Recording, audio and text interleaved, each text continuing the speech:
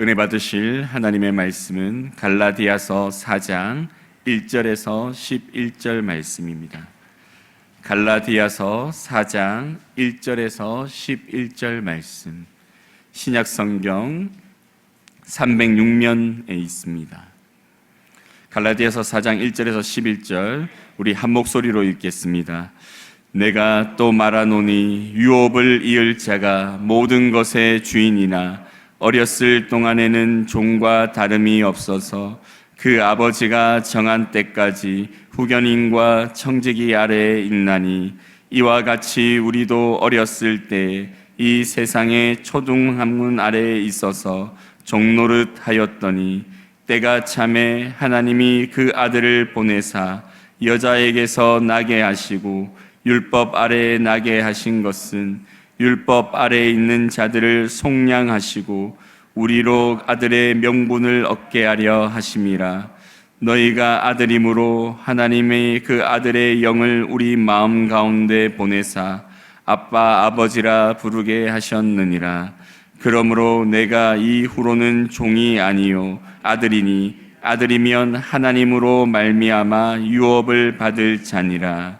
그러나 너희가 그때에는 하나님을 알지 못하여 본질상 하나님이 아닌 자들에게 종노릇하였더니 이제는 너희가 하나님을 알 뿐 아니라 더욱이 하나님이 아신 바 되었거늘 어찌하여 다시 악하고 천박한 초등학문으로 돌아가서 다시 그들에게 종노릇하려 하느냐.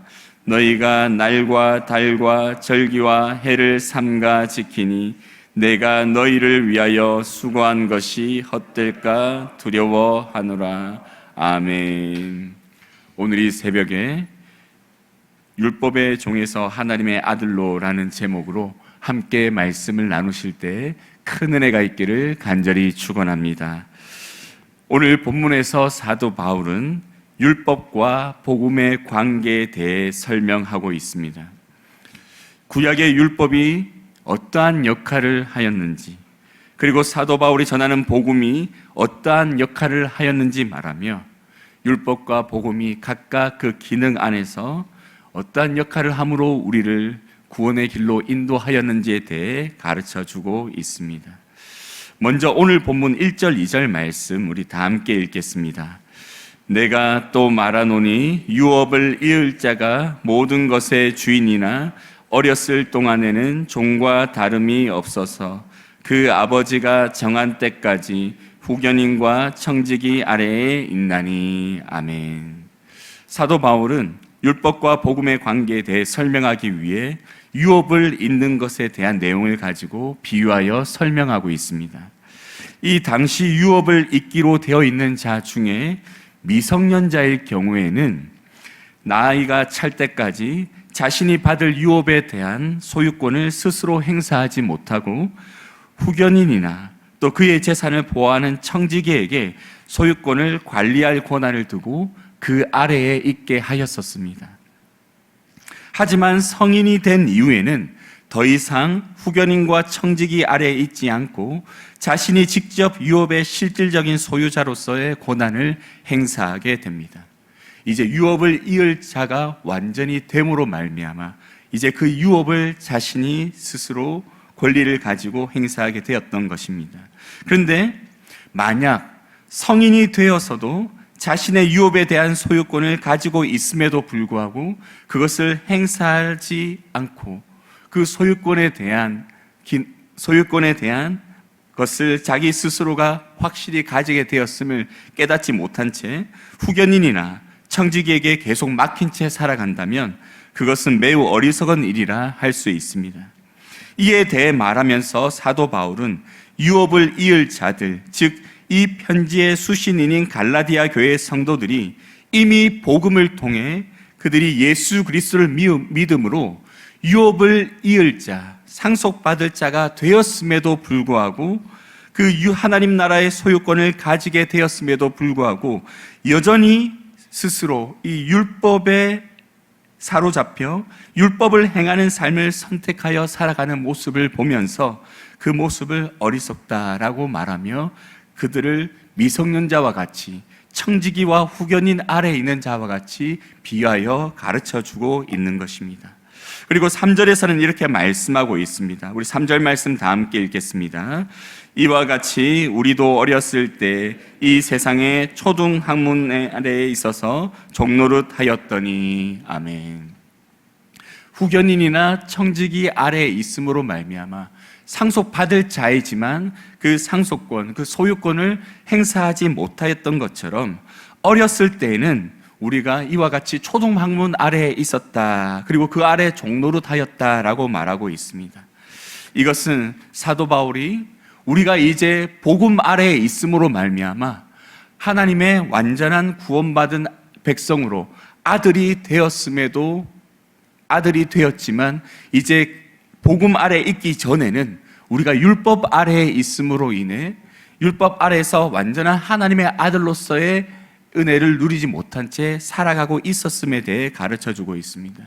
그래서 율법 아래에 있을 때는 우리가 하나님의 아들임을 깨닫지 못하고 하나님의 아들로서 그 유업을 이을 상속자로 여김받지 못했지만 이제 복음이 선포되어지고 복음 아래에서 우리가 예수 그리스도를 믿는 믿음으로 이제는 유업을 이을 상속자로서 우리가 스스로 알게 되었으며 이제 유업을 이을 상속받을 자임을 내가 알게 되었으니 초등학문을 이제 벗어나서 이제 우리는 이 복음 아래 우리를 완전한 구원에 이르게 할 이 복음 아래에 거해야 한다라는 것을 가르쳐주고 있습니다. 여러분, 우리가 이 율법이라는 것을 생각할 때 이 율법을 왜 하나님께서 주셨는지를 우리는 기억해야 됩니다. 하나님께서는 이 율법이라는 초등학문, 아주 쉽게 가르쳐 줄 수 있는 이 기초적인 학문을 통해서 예수 그리스도의 대속의 은혜로 구원받게 될 것을 미리 가르쳐 주시고 조금씩 알게 하셨음에 대해 우리는 알아야 합니다. 하나님은 우리에게 처음부터 예수 그리스도께서 십자가에서 우리를 대속하시고 구원하시게 될 것을 구약의 4,000년 전부터 아담 때부터 계속해서 주전 4,000년 이전부터 계속 가르쳐 오셨다면 처음 이 복음을 들은 사람들은 이 의미가 무엇인지 알지 못했을 것입니다. 그래서 하나님께서는 그때부터 조금씩 이 율법이라는 장치를 통해서 앞으로 내가 내 아들 독생자 예수 그리스도를 보내줄 텐데 그를 통해 이 세상을 구원할 이 나의 뜻을 이제 이렇게 너희에게 가르쳐 준다라고 말씀하시면서 율법 안에 그 의미를 담아 하나씩 하나씩 풀어주셨습니다. 그리고 특별히 모세를 통해 주신 이 율법, 수많은 율법들을 통해서 그것을 분명히 조금씩 담아내시는 모습을 보여주십니다. 대표적으로 이와 관련된 것이 제사와 관련된 율법입니다. 여러분, 하나님께서는 모세를 통해 이스라엘 가운데 제사에 대한 율법을 제정하시고 그것을 철저히 지킬 것에 대해 말씀하십니다. 특별히 속죄 제사를 보면 하나님께서 예수 그리스도에 대해 어떻게 계시하시고 이 초등학문이라고 하는 이 율법 안에서 어떻게 하나씩 하나씩 가르쳐 주셨는지를 우리는 알 수 있습니다. 속죄 제사는 제물을 드릴 때 흠 없는 수송아지로 속죄 제물을 삼아 여호와께 드리게 하셨는데 회막문 앞으로 또 여호와 앞으로 끌어다가 그 수송아지의 머리 위에 제사를 안수를 하고 또 그 제물을 잡음으로 그 모든 피를 쏟게 하고 또 그 모든 기름을 불사르게 하는 이 예식을 정하셨습니다. 그리고 송아지 전체를 진념 바깥 재버리는 곳에 정결한 곳으로 가져가 불사르게 하시는 이 예식을 정하셨습니다. 이스라엘의 죄가 속하여지는 이 제사를 하나님께서는 제정하시고 가르쳐 주셨습니다. 그런데 이것을 가르쳐 주신 것은 바로 예수 그리스도의 대속의 사역을 미리 보여주는 아주 초보적인 수준의 예식이었던 것입니다.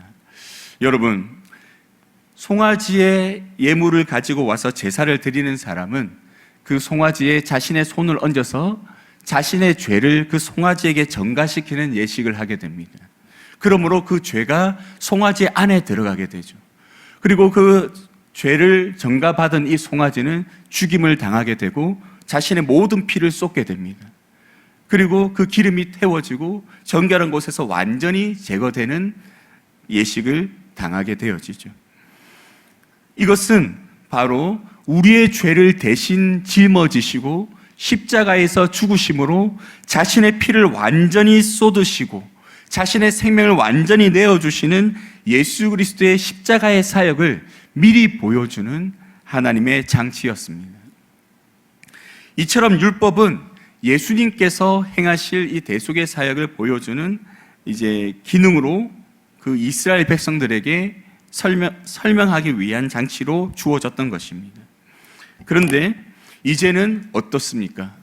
예수님께서 직접 오셔서 이제 십자가에 못 박히시고 우리의 죄를 대속하시고 우리를 위해 완전한 죽음을 당하신 이 역사적인 사건이 이제 일어났습니다. 그로 인해서 우리는 예수 그리스도의 피로 대속받았고 구원받았음을 아는 복음도 들었습니다. 그런데 이렇게 그리스도의 십자가의 은혜로 우리가 대속을 받아 구원받았음을 깨닫고 이제 하나님의 아들이 되었음을 아는 우리들이 이제 예수 그리스도를 희미하게 보여주었던 이 율법을 다시 지키고 그 율법에 얽매여서 살아간다면 이것이 얼마나 어리석은 일입니까? 우리는 예수 그리스도를 말미암아 구원받았고 하나님의 아들이 되었고 하나님의 나라를 이을 상속자로서 이제 하나님의 그 나라를 약속받은 하나님의 아들로서 이 땅을 살아가야 되는데 이제 그 예전의 율법을 지키면서 상속을 아직 이을 자격이 없는 미성년자처럼 청지기와 후견인 아래 그 율법 아래에서 얽매여 살아가는 삶을 살아간다면 이것만큼 어리석은 일이 없을 것입니다. 지금 사도 바울은 갈라디아 교회 성도들이 이러한 삶을 살고 있다는 것을 가르치기 위해 청지기, 후견인, 초등 학문과 같은 이 비유를 통해서 그들에게 말하고 있는 것입니다. 그리고 이어서 그들에게 말합니다. 제가 말씀드린 것처럼 이제 너희들이 그 후견인, 청지기, 초등 학문 아래에 있지 않다. 이제 예수 그리스도께서 이제 모든 것을 이루셨으니 그리스도의 복음 안에 거해야 된다는 것을 말해줍니다. 우리 4절에서 7절 말씀 다 함께 읽겠습니다. 시작. 때가 참에 하나님이 그 아들을 보내사 여자에게서 나게 하시고 율법 아래에 나게 하신 것은 율법 아래에 있는 자들을 속량하시고 우리로 아들의 명분을 얻게 하려 하심이라. 너희가 아들이므로 하나님이 그 아들의 영을 우리 마음 가운데 보내사 아빠 아버지라 부르게 하셨느니라. 그러므로 내가 이후로는 종이 아니요 아들이니 하늘이면 하나님으로 말미암아 유업을 받을 자니라. 아멘. 때가 참에 주님이 오셨고 주님은 우리와 똑같은 인간의 모습으로 여자에게 나셨으며 율법 아래에 나셨습니다. 예수님이 이렇게 여자에게서 나시고 율법 아래에서 나신 것은 바로 우리를 대속하시기 위함이죠. 우리와 똑같은 인간으로 오셔서 우리가 가지고 있는 이 모든 죄의 문제를 대신 짊어지시고 십자가에 달리심으로 우리가 당해야 될 심판을 하나님 앞에서 십자가에 위에서 판결받으시고 사망의 판결을 받으시고 그 사망의 판결에 대한 형벌을 직접 당하심으로 이제 우리가 당해야 될 형벌을 제하여 주십니다. 예수님이 나를 대신해서 사망하셨기 때문에 하나님은 이제 더 이상 우리의 죄로 말미암아 우리에게 사망의 판결을 더 이상 내리지 않으시게 되었습니다. 이로 말미암아 이제 우리의 죄는 사해졌고 우리의 죄가 사해짐으로 이제 우리는 의롭다함을 입게 되는 놀라운 은혜를 누리게 되어지죠. 그리고 이와 함께 우리에게 주어지는 복이 무엇이냐면 바로 하나님의 아들이 되는 복입니다. 하나님의 아들이 아니라 사탄의 종노릇했던 우리가 이제 예수 그리스도로 말미암아 죄 사함 받고 의롭다함을 입어 이제 하나님의 아들이라 불리게 되는, 하나님을 아빠라고 부르게 되는, 아버지라고 부르게 되는 은혜를 누리게 되었습니다. 그러므로 이제 우리의 아버지 되신 하나님으로 말미암아 그 기업을 이을 자로, 유업을 받을 자로 우리는 세워지게 되었습니다. 그리고 이제 그 유업은 우리에게 주어졌습니다. 그런데 만약에 우리가 이런 은혜를 누렸음에도 불구하고 예전에 우리가 하나님의 유업을 잊기 전에 가졌던 그 모습으로 돌아간다면 이것은 정말 어리석은 일이라 할 수 있습니다. 그러므로 사도 바울은 이제 너희들이 과거의 모습이 아닌 이제 유업을 이을 자로 여김받은 이 모습으로 너희들이 이미 나로 하여금 받았던 그 복음으로 말미암아 구원받은 하나님의 자녀의 모습으로 온전히 살아갈 것에 대해 다시 한번 강하게 말하고 있습니다. 우리 8절에서 11절 말씀 다 함께 읽겠습니다. 그러나 너희가 그때는 하나님을 알지 못하여 본질상 하나님이 아닌 자들에게 종노릇하였더니 이제는 너희가 하나님을 알 뿐 아니라 더욱이 하나님이 아신 바 되었거늘 어찌하여 다시 약하고 천박한 초등학문으로 돌아가서 다시 그들에게 종노릇하려 하느냐. 너희가 날과 달과 절기와 해를 삼가 지키니 내가 너희를 위하여 수고한 것이 헛될까 두려워하노라. 아멘. 유대주의 그리스도인들, 예수 그리스도를 믿긴 믿지만 이 믿음이 온전하지 않고 그들이 과거부터 계속 지켜왔던 이 초등학문과 같은 이 율법도 같이 지켜야 한다고 주장하며 사도 바울을 공격하고 사도 바울이 개척했던 수많은 교회들을 찾아다니며 그곳에서 분란을 일으키고 그들에게 율법을 지켜야 한다고 가르치며 고집교사로서 교회를 거짓된 길로 인도하였던 수많은 사람들이 이제 갈라디아 교회까지 들어와서 이제 할례도 행해야 되고 날과 달과 절기와 해를 삼가 지켜야 된다고 가르치며 그래야지만 너희들이 온전한 구원을 누릴 수 있다고 말하였을 때 이 갈라디아 교회 성도들은 흔들리며 이 거짓 교사들의 말을 따라 그것들을 지키고 할례를 행하는 악한 모습을 보이게 됩니다. 이러한 모습을 들었을 때 사도 바울은 그 마음속에 정말 안타까운 마음으로 갈라디아 교회에 편지하며 오늘 본문의 말씀을 증거하며 너희들이 따르는 이 율법은 더 이상 과거에 우리에게 하나님이 주신 희미한 그림자와 같이 예수 그리스도를 보여주는 초등학문이었지만 이제 너희들이 눈앞으로 예수 그리스도를 목격하였고 너희들이 스스로 예수 그리스도의 그 십자가의 은혜가 너희들을 구원하였음을 깨달았는데 어찌하여 이러한 예전의 모습으로 돌아가느냐라고 말하며 이제 너희가 하나님을 알 뿐 아니라 더욱이 하나님이 너희를 아들로서 아신 바 되었으니 이제 지금 그 모습을 버리고 내가 전한 복음, 내가 전한 예수 그리스도의 그 복음만을 붙들고 살아가라라고 강하게 말하고 있습니다. 그리고 사도 바울은 이렇게 말합니다. 내가 전한 그 복음이 헛되지 않도록, 내가 너에게 전한 예수 그리스도의 그 복음이 헛되지 않도록 오직 그리스도 그 한 분만을 붙들고 살아가라라고 가르쳐 주고 있습니다. 사랑하는 성도 여러분, 사도 바울이 전한 이 복음의 말씀은 우리에게 주어진 줄 믿습니다. 여러분, 우리에게 이미 예수 그리스도께서 나를 위해 대속하셨음을, 또 예수 그리스도를 믿는 믿음으로 우리는 의롭다함을 입어 하나님의 아들이 되었음을 우리는 이미 깨달았습니다. 이것을 누가 깨닫게 하셨습니까? 그리스도의 대속의 은혜로 말미암아 우리에게 주어진 그 성령님이 우리 가운데 지금도 계시며 우리를 다스리시며 우리로 하여금 이 모든 것을 깨닫게 하시고 구원의 길을 걸어가게 하십니다. 그런데 우리가 이미 받은 구원의 기쁨을 누리고 살아가야 될 텐데 우리는 때론 어떠한 마음을 가집니까? 죄를 지으면 자책하고 괴로워하고 힘들어하며 죄를 지은 그 내 삶을 비관하고 또 책망하지 않습니까? 그리고 우리는 죄를 짓지 않기 위해 노력하며 살아가는 모습이 오히려 더 크게 우리의 삶 속에 또 나타날 때가 있지 않습니까? 여러분, 우리는 죄를 짓지 않기 위해 살아가는 사람들이 아닙니다. 율법 아래에 있지 않습니다. 우리는 하나님의 아들이 되었음으로 인해 죄로부터 자유롭게 된 사람입니다.